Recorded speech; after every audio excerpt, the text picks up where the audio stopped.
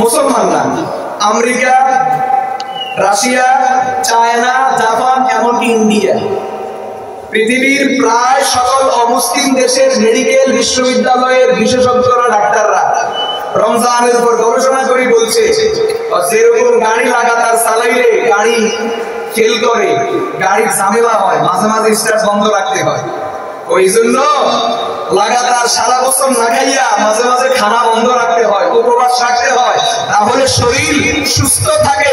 মুসলমানের রোজার মাধ্যমে আল্লাহ পাক মানুষকে এটাই দিচ্ছেন, এজন্য রোজার মধ্যে কোনো ক্ষতি নাই, উপকার, উপকার আর কেবলমাত্র উপকার। একটা লোক লাগাইছে যদি এটা রোজা রাখি আছে ইনশাআল্লাহ, রোজা রাখবেন তো ইনশাআল্লাহ, শরীরের কোনো ক্ষতি হবে না, বিন্দু মাত্র ক্ষতি হবে না, বরং উপকার হবে। ডাক্তাররা অনেক গবেষণা করছে, তার মধ্যে এক গবেষণা বাইর করছে রমজানের রোজার কারণে আশা করা যায় ক্যান্সার হবে না। ক্যান্সারের মতো ভাইরাস জীবাণু উপবাস থাকার কারণে, রোজা রাখার কারণে নষ্ট হবে ইনশাআল্লাহ, ক্যান্সার হবে না। আল্লাহ কবুল করে, আমিন। রাখবো তো ইনশাআল্লাহ, ইনশাআল্লাহ। মুসলমান ভাইয়েরা আমার, কথা বলছিলাম আল্লাহ কিয়ামতের দিন ডাকবেন প্রত্যেকটা মানুষকে, কিয়ামতের দিন হাজির করবেন প্রত্যেকটা মানুষকে।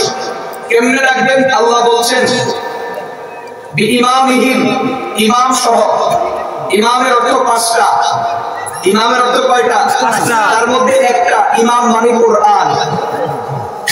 আল্লাহ কিয়ামতের দিন প্রত্যেকটা মানুষকে কোরআন সহ ডাকবেন। বলেন কি সহ ডাকবেন? কোরআন সহ। কোরআন সহ ডাকবেন কেন? বিচার করবার জন্য।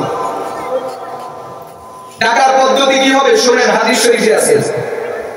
আদম আলাইহিস সালাম উপস্থিত থাকবেন, জনাবে মুহাম্মদ রাসূলুল্লাহ সাল্লাল্লাহু আলাইহি ওয়াসাল্লাম উপস্থিত থাকবেন, আল্লাহ নিজে হাজির থাকবেন, জিবরিল আমিন হাজির থাকবেন, আর কে থাকবেন? মালাকুল মউত আজরাইল, তিনি হাজির থাকবেন। রহস্য কি? আল্লাহ যেহেতু রায় ঘোষণা করবেন, এজন্য আল্লাহ হাজির। রায় দিবেন কে? আচ্ছা, আর মাপবেন, আমল মাপবেন কে? জিবরিল। আল্লাহ বলবেন কে? জিবরিল।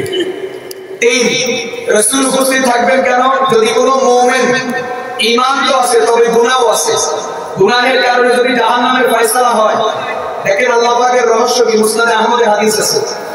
আল্লাহ একদিকে রায় শোনাবেন জাহান্নাম, ফেরেশতাদেরকে বলবেন নিয়ে যাও, আর এখান দিয়ে রাসূলকে ইশারা দিবেন আপনি কিছু করবেন কি করে ছাড়ি দিবেন। সুবহানাল্লাহ, সুপারিশ, সুপারিশ।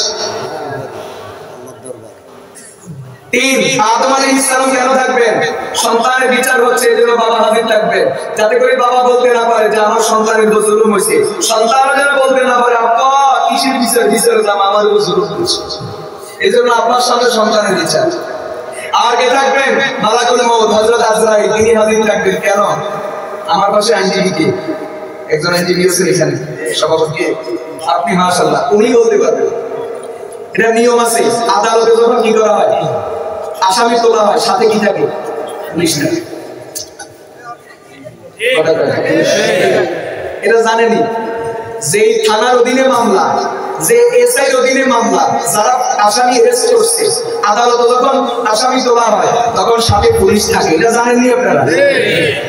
আলহামদুলিল্লাহ, উনি থাকাতে আমার সুবিধা হচ্ছে, এটা নিয়ম। এখন বলেন আমরা কি দুনিয়াতে থাকতে চাইছি না দুনিয়া থেকে যাইতে চাইছি? থাকতে চাইছি, কিন্তু আমাদেরকে থাকতে দিবে না নিয়ে যাবে? যিনি আমাদেরকে দুনিয়া থেকে অ্যারেস্ট করে নিবে তার নাম কি? আজরাইল। এজন্য আল্লাহ কাছে নিয়ম আছে, দুনিয়াতে আদালতে আসামি উঠে পুলিশ সাথে থাকে, তো আমি আমার পুলিশ বাহিনীর প্রধান মালাকুল মউতের তোমার লগে হাসরের ময়দানে উপস্থিত থাকবো। সুবহানাল্লাহ। কি দুনিয়ার বিচারের সাথে মিল আছে? কি চমৎকার! কি আল্লাহু আকবার। বিচার কেমনে করবেন? হাদিস শরীফে পাওয়া যায় আল্লাহ তিনটা জিনিস নিয়ে বিচার করবেন। এক নাম্বার আমল মাপবেন, দুই নাম্বার আমল নামা মাপবেন, তিন নাম্বার আমলকারী ব্যক্তি তাকেও মাপবেন। আপনি আমি আমাদেরকে আল্লাহ আল্লাহ তুলে মাপবেন। এখন কেউ হয়তো মনে মনে দুশ্চিন্তায় ভুগতে পারে যে আমার যে শরীর, এটা মাপলে বা কি হবে, ওজন আর কতটুকু আসবে, হায় হায় আমি ঠকে গেলাম।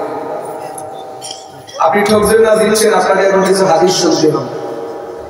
আগে কাফের দিয়ে শুরু করি নাকি? বুখারী শরীফের হাদিস, قال النبي صلى الله عليه وسلم ওয়া ইন্না গিলাযা জিলদিল কাফিরি 42 জিরাআ। রাসূল বলেন কিয়ামতের ময়দানে এক একটা কাফিরের গায়ের চামড়া মোটা হবে 42 হাত। বুখারীর হাদিস। কত হাত? 42 হাত চামড়া মোটা। তো দেহটা কত?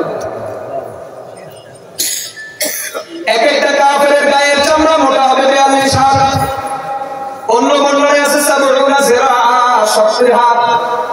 দুনিয়াতে আমার গায়ের চামড়া আধা ইঞ্চিও হবে না, কিন্তু কিয়ামতের ময়দানে এক একটা কাফিরের গায়ের চামড়া 70 হাত মোটা হবে। ওয়া ইন্না আযরাসাহু মিসলা উহুদিন, পরকালে এক একটা কাফিরের দাঁত হবে উহুদ পাহাড়ের মতো। মদিনায়ে মুনাওয়ারার সবচেয়ে বড় পাহাড়ের নাম উহুদ। উহুদ পাহাড়ের সর্বোচ্চ উচ্চতা 3500 ফুট এবং উহুদ পাহাড় লম্বায় 7.5 কিলোমিটার। এই পাহাড়টা যত বড়, এক একটা জাহান্নামীর গালের ভিতরে দাঁত হবে এত বড় বড়। মুসলমান ভাইরা আমার, ওয়া ইন্নাল কাফিরা লা ইয়াসহাবু লিসানাহু আল ফারসাখ ওয়াল ফারসাখাইন ইয়াতাওয়াত্তাউহুন নাস ইয়াউমাল কিয়ামাহ। রাসূল বলেন এক একটা জাহান্নামীর জিহ্বা কতটুকু হবে?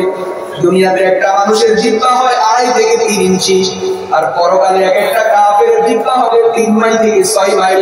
নবীজি বলেন তার মুখের বাইরে জিহ্বাটা এইভাবে চেঁচাইতে থাকবে, আর ময়দানে মাহশারে মানুষগুলো তার জিহ্বার উপর দিয়ে হেঁটে হেঁটে যাবে। ওয়া ইন্নামা বাইনা মানকিবাইহি মাসিরাতু 3 আইয়ামিন লিরাকিবিল মুসরিঈ। একটা দ্রুতগামী ঘোড়া লাগাতার 3 দিন দৌড়াইতে যতটুকু যেতে পারে, একটা জাহান্নামীর এই কাঁধ থেকে এই কাঁধের দূরত্ব এতটুকু হবে। আমরা হিসাব করে দেখছি, একটা ঘোড়া দৈনিক ঘন্টায় কমপক্ষে 60 কিলোমিটার দৌড়ায়। একটা ঘোড়া ঘন্টায় কমপক্ষে 60 কিলোমিটার দৌড়ায়, সর্বোচ্চ 96 কিলোমিটার পর্যন্ত দৌড়াইতে পারে। আমরা 96 এত বেশি দৌড়লাম না, অন্তত 60 থেকে একটু বাড়াই হিসাব করি 70। যদি একটা ঘোড়া যদি 70 কিলোমিটার ঘন্টায় দৌড়ায়, 3 দিন দৌড়াইলে 5000 কিলোমিটার দৌড়াইতে পারে। তার মানে হাদিসের অর্থ দাঁড়ায় একটা জাহান্নামীর এই কাঁধ থেকে এই কাঁধের দূরত্ব হবে কমপক্ষে 5000 কিলোমিটার। ওয়া ইন্নামা বাইনা শাহাবাতি উযুরিহি ইলা আকিবিহি, একটা জাহান্নামীর কানের লতি থেকে কাঁধ পর্যন্ত দূরত্ব হবে মাসিরাতু 700 আম।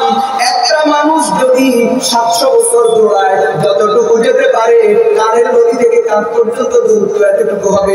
মুসলমান ভাইয়েরা আমার, দৌড়ানোর দরকার নাই। স্বাভাবিক গতিতে একটা মানুষ যদি হাঁটে, তাহলে দৈনিক 16 মাইল হাঁটতে পারে। একটা মানুষ যদি কি করে? পুরা দিন হাঁটে। পুরা দিন মানে যতক্ষণ ঘুমানো দরকার ঘুমাইবো, যতক্ষণ খাওয়া দরকার খাইবো, পেশাব পায়খানা দরকার পেশাব পায়খানা করবো, সময় মতো নামাজ পড়বো, আর বাকি সময় কিনবো। এভাবে যদি হাঁটে, তাহলে সাধারণ নিয়মে একটা মানুষের হাঁটার পরিমাণ হলো 16 মাইল।